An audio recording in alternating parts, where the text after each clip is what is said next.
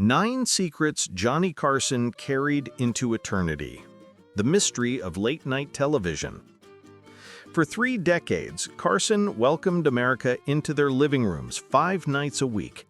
His trademark golf swing, warm smile, and small-town charm convinced millions they truly knew him.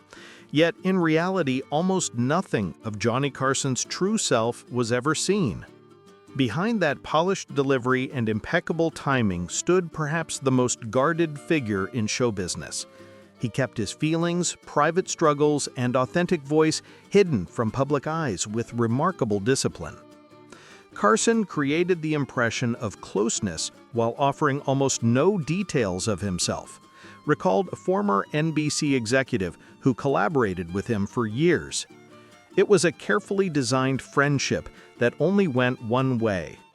Audiences felt connected, but Johnny never let them inside, an emotional boundary few nightly performers have ever matched. This distance wasn't accidental. It was the conscious decision of a man convinced that secrecy protected both his career and his peace of mind. Carson had a line he'd repeat backstage, remembered one Tonight Show writer. The moment they discovered the real you, the spell disappears. He guarded his personal life not just as a habit, but because he knew his stage presence depended on keeping that invisible wall. Even after leaving television in 1992, Carson clung to the same silence.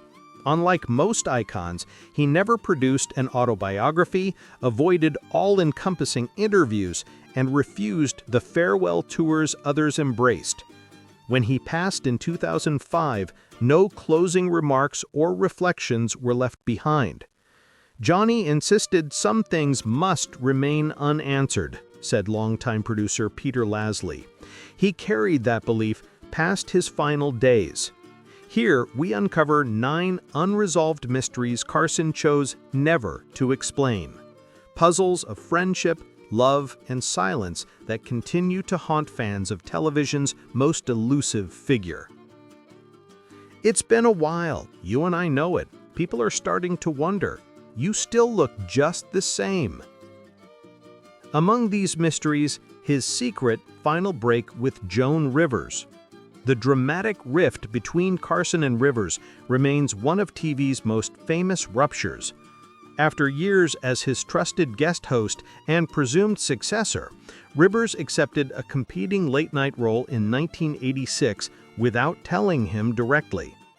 Carson's answer was swift and permanent. She was barred from The Tonight Show, an exile that lasted beyond his retirement until Fallon welcomed her back in 2014, nearly 10 years after Johnny's passing. The strangest part of this feud was Carson's refusal to ever discuss it. While Rivers admitted regret for decades, often saying she tried reaching out with calls and letters, Johnny never gave the public a glimpse of his anger, disappointment, or heartbreak. His decision devastated him far more than anyone guessed, said a Tonight Show insider. When the headlines appeared, he entered the office, paled, muttered, "She's banned," and left. He never spoke her name again. Carson's wall of silence wasn't just professional, it extended to every corner of his life. He ignored Rivers' calls, rejected her letters unopened, and told staff to never raise her name. It wasn't simple rage, explained a former executive. It was like he erased her entirely. Such finality was unusual even for Carson, who often cut people off after betrayal. To this day, no one knows if the wound was about career loyalty, personal trust, or something deeper he never voiced. Was it the sting of losing a protege, the pain of being blindsided, or an unspoken closeness that made her departure harder than we'll ever know? As one friend said, Johnny carried the real answer into the grave. He had decades to set the record straight, to offer forgiveness or sharp condemnation, but he chose neither, leaving Rivers and the world with nothing but silence. Rivers herself, who lived 9 years longer, never stopped voicing her regret. In her last interviews, she admitted she still couldn't understand why Johnny never once broke that silence. Carson's refusal to engage was a way to keep control, suggested a psychologist studying celebrity ties. By never revealing his feelings, he kept the story unfinished, unanswerable, beyond anyone's reach. That unbroken silence through years of speculation stands as one of Carson's firmest boundaries. Whatever he truly felt toward Rivers, he ensured it would stay sealed forever. He once joked, "Bob, when you head back to Carson's show, tell him the wind never stops in Hays, Kansas." His private thoughts about Hope's later Tonight Show visits were far different from what audiences believed. Hope's regular stints on Carson's stage looked like a genuine bond between two comedy icons from different eras. In front of the cameras, Carson always showed Hope courtesy, laughing at his lines and honoring his long career in American comedy. Off-camera, though, insiders described a very different reality that Johnny kept hidden throughout his life. Johnny hated having Bob on in his last years, recalled the Tonight Show writer who saw many of those appearances. Hope came armed with stacks of jokes written by staffers. He avoided conversation entirely, waiting only for Carson's setups so he could fire off pre-scripted punchlines. That style clashed with everything Johnny valued in a guest. He lived for spontaneity, authentic exchange, and moments television couldn't plan. Staff said Hope grew harder to handle as he aged, leaning more heavily on cue cards and pre-written bits. It wasn't just Hope's rigid scripting, explained one producer. The real problem was his total lack of interest in any real back and forth. Carson would try steering the talk to his USO tours or meetings with presidents, hoping for genuine connection. Hope would nod at the prompt, then veer right back to his jokes. Despite the irritation, Johnny never let it show on TV. He stayed unfailingly polite, laughed at recycled material, and continued to treat Hope like royalty. One staffer remembered Carson quipping to his crew after a stiff segment in the late 80s, "It's like holding up a wax dummy." But viewers only saw his trademark warmth, never the hidden resentment.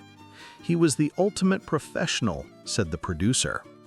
Carson knew Hope symbolized an era of comedy that deserved respect, and he recognized that criticizing a national treasure would be seen as dishonorable, especially given Hope's troupe tours. What still puzzles many is why Carson kept this act going when he could have easily stopped inviting Hope. Was it out of reverence for Hope's place in history, quiet pressure from NBC, or perhaps Carson's own sense of continuity in comedy? He never gave anyone his reasons, admitted the writer. Instead, Carson kept bringing Hope back once or twice a year, enduring it on air and venting off stage. That gulf between public grace and private dislike showed the iron discipline that defined his career. His ability to mask feelings entirely when he thought it necessary was unmatched. When he passed in 2005, Carson left no statements about Hope and no explanations for maintaining the partnership. By saying nothing, he ensured history remembered only the polished friendship, not the truth that insiders whispered about. Do you recall your first real heart-to-heart with your dad? I remember sitting with mine as he tried explaining the birds and the bees. Carson's true thoughts about his father were equally hidden. Throughout his career, he rarely spoke about family, giving only short, tidy glimpses of his Nebraska childhood. In his authorized biography, he described his father as distant, nothing more. Friends suspected that relationship deeply shaped Johnny's adult struggles. Johnny and his father had a complicated, probably painful bond, said a close friend, but he shut down any attempt to dig into it. It was a forbidden subject. This silence feels especially telling given the contradictions in Carson's personality. The cheerful host lived alongside a private man known for detachment, struggles with intimacy, and sudden anger. "There were really two Johnnies," said his second wife, Joanne. "The charming one on TV and the closed-off one at home." She believed his coldness had roots in his youth, but he never admitted it. Experts have suggested Carson's perfectionism, need for control, and fear of closeness reflected growing up with a critical or distant parent. Children of such fathers often crave approval but struggle with trust, explained a biographer. Carson fit that pattern exactly, yet he flatly refused to face it. His silence about his father contrasted sharply with modern celebrities who openly shared their family pain. Carson, raised in a different era, believed such talk was indulgent. "Johnny thought family grievances stayed private," noted a colleague. "Whatever feelings he had about his father, he kept them locked away." When he died in 2005, he left behind no memoirs, no revealing interviews, no final word about his upbringing. The true weight of his father's influence on his marriages, career, and life remained buried. "I once played drums while you squeezed the accordion, remember?" That points us to the identity of Carson's closest confidant. Though one of the most famous men in America, Carson's circle stayed tiny. Unlike stars who collect entourages, he chose very few companions, leaving many unsure who truly knew him. "Johnny didn't have friends, only acquaintances," said his lawyer Henry Bushkin, dubbed Bombastic Bushkin on the show. Even those who thought they were close discovered boundaries they couldn't cross. At different points, names floated as possible confidants: Ed McMahon, Peter Lasalle, even Bushkin himself. But Carson never confirmed anyone as his true anchor. Viewers assumed Ed filled that role because of their chemistry, but offstage it was mostly business. Some argued his brother Dick, who directed The Tonight Show, was closest to him. They shared humor and values, but Johnny never said how deep it went. "If Johnny that one person he trusted completely, we never knew who it was," said an associate. To him, intimacy required privacy, and once it was public, it was gone. That mystery about his closest bond mirrored his broader philosophy on fame. He often reminded colleagues that mystery is essential. By protecting certain spaces, he preserved his sanity. "He understood something many celebrities don't," said one observer. "Every part of yourself you give to the public, you never get back." Keeping friendship secret let him keep something for himself. When he died in 2005, no confidant stepped forward with private truths. No memoir revealed hidden sides of his character. If anyone truly knew Johnny Carson, their identity remains unknown. Then came the question of his politics. For 3 decades, he held one of America's most influential stages. Yet Carson kept his own views carefully hidden while teasing politicians equally. That studied neutrality fueled endless speculation. His balance was intentional, never accidental. He certainly had opinions, but he knew his position demanded appearing impartial. Occasionally, he'd let slip a private comment. Associates described him as socially liberal yet physically cautious, hard to pin to one party. "I just want smaller government and more laughs," he once quipped to a friend, but he never tied himself to movements or platforms. His silence is striking, given the political upheavals he lived through, from Vietnam to Watergate to Reagan and Clinton. He interviewed presidents from Kennedy to Clinton, yet revealed nothing personal about them beyond his jokes. That restraint was both strategy and belief. Carson felt a late-night host's role was comfort, not persuasion. "People invite me in to relax, not to hear who to vote for," he used to say. This stands opposite today's late-night climate, where hosts wear their politics openly. Carson's model was neutrality, letting all audiences feel welcome. When he passed in 2005, he left behind no clear political stance. His real beliefs stayed unspoken, part of the mystery he chose to keep. And what about his retirement? When Carson said goodbye on May 22, 1992, he did something few entertainers ever do. He walked away and never came back. Despite countless offers, he stayed out of the spotlight for 13 years. NBC waved millions at him for specials and cameos. He refused all of them without explanation. The only hints of lingering interest came through David Letterman. Carson sent him jokes, which Letterman proudly used on air. It showed Johnny's wit remained sharp, but only in private. Friends said he still followed late night closely, offering critiques in private. He kept a small California office for reading papers and scribbling joke ideas, but he rejected every chance to return to TV. Sometimes he missed it, a friend recalled. The rhythm, the instant feedback, the thrill of connection. But he valued his privacy too much to risk losing it. Some think he feared tarnishing his image by appearing past his prime.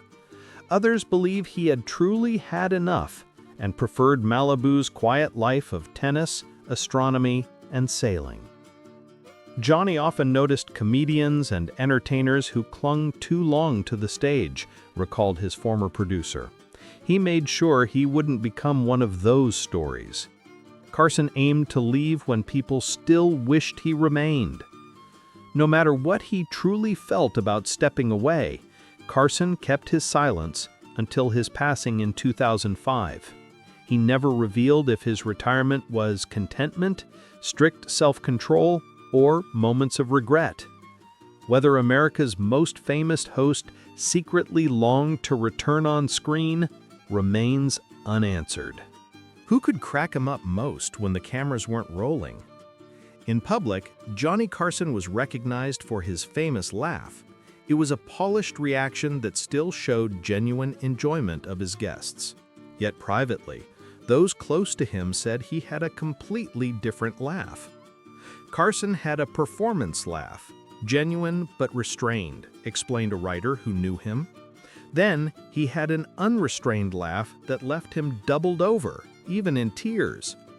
That laugh wasn't professional at all. It came from a pure, almost boyish place. This hidden laughter appeared only in rare settings, with a small circle who managed to pierce his composure and spark raw joy. Witnessing Carson lose himself in laughter was unforgettable, said a longtime Tonight Show producer. It was so uncommon that when it happened, everyone stopped to watch. To see him that open was almost startling. Many names, Richard Pryor, George Carlin, Don Rickles, have been mentioned as contenders, but Carson never confirmed who could do it. Some comics earned his professional admiration, remembered his producer, and there were others who struck his private sense of humor in ways his filters couldn't block. Those names he largely kept hidden. This split between respect for craft and his private amusement gives insight into Carson's layered life. He knew exactly how to highlight brilliance on TV, but he preserved a separate sense of humor away from the spotlight. Carson, better than anyone, recognized the gap between public performance and private connection, said a comedian friend.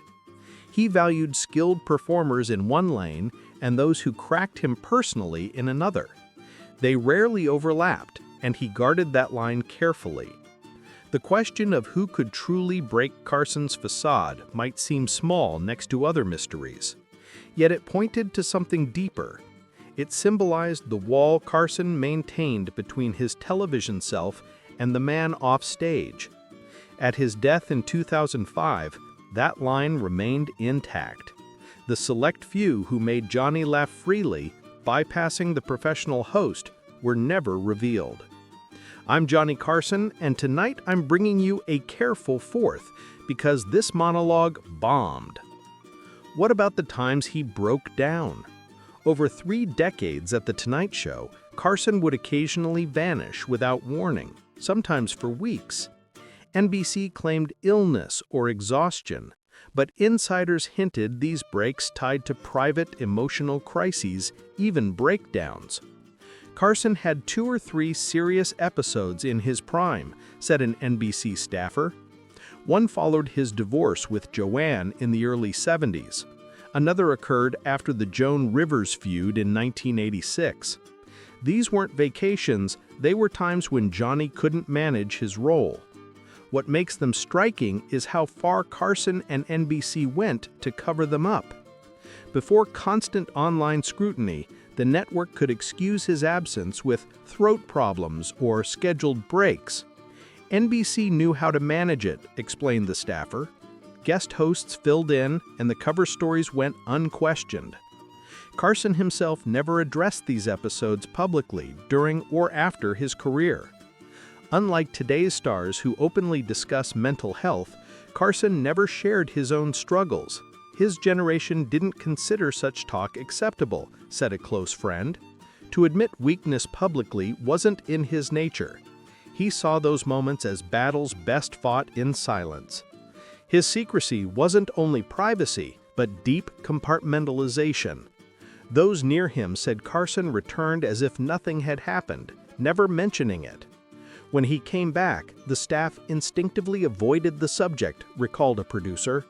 It was like hitting reset, and life on the show moved forward. Since it was Johnny, everyone complied. These disappearances raise questions about the hidden cost of being America's nightly comfort. For 30 years, he carried the role of cultural anchor, but at a heavy price he never admitted. By the time he passed in 2005, he left no memoir or confessions explaining the gaps. What those breakdowns meant for him personally remains unknown. Let me tell you, last night's crowd was so cruel, the type who'd sneak cholesterol into my egg yolk. What about his legacy? Unlike most icons who frame their story, Johnny Carson left it undefined. He avoided autobiographies, final interviews, or retrospectives. That silence about his place in history is one of his strongest marks of privacy. Even near the end, he refused to craft his narrative. Carson had countless chances to write it himself, noted a television historian. Book deals and documentary offers poured in. He declined them all. By stepping aside, he let others tell the story. Since then, biographers and filmmakers have filled the gap without his voice. Most legends curate their exit, said a media scholar. Carson's refusal was both a guard of privacy and a loss of control. What makes this choice more curious is Carson's awareness of his role in late night. He would sometimes note his place among predecessors, but he never turned those asides into a bigger statement. His producer believed Carson knew his influence, but avoided analysis for fear it would cheapen it. He let the work itself remain his legacy. Some saw his silence as humility, others as control. By refusing, he kept the mystery alive. Carson once told a friend, "The second you talk about your place in history, you're already history." He didn't want to be his own monument. After death, he let others decide his importance. In 2005, Carson gave no final reflection. His thoughts on legacy, like much else, were left unsaid. A hearse with a bumper sticker, "Stiff on board." That was him, a man who kept his secrets. Taken together, these mysteries showed not just a private man, but a philosophy of fame itself. In an era of endless exposure, Carson's strict boundaries feel radical. He separated his public image from his private core for 30 years. Carson grasped something most stars never do, said a scholar. He knew mystery fuels longevity, that privacy isn't weakness but power. This clashed with today's confessional culture. Where others made careers from personal revelations, Carson drew the line. He belonged to a time when some things were off-limits, noted a friend. But more than that, he believed dignity required silence. Turning life into entertainment lessened both artist and audience. The 9 mysteries, from Joan Rivers to his legacy, were not random but intentional. Each was part of a larger belief that boundaries matter. Carson's producer recalled his mantra, "The key skill in TV is not what you reveal, but what you protect." He gave enough to connect, yet withheld enough to remain intriguing. That balance defined him throughout life and beyond. Even after death, his mystique held. Looking back, what matters is not the secrets themselves, but what they show. Carson proved you can be everywhere, yet keep yourself intact. He showed connection doesn't demand total exposure. In today's world of oversharing, his privacy is both old-fashioned and a possible guide. The mysteries he carried weren't oversights. They were deliberate choices that shaped his longevity and cemented his presence in America's living rooms. By guarding private spaces until the end, Carson left behind not just questions, but a lasting statement about how to live in public without losing oneself.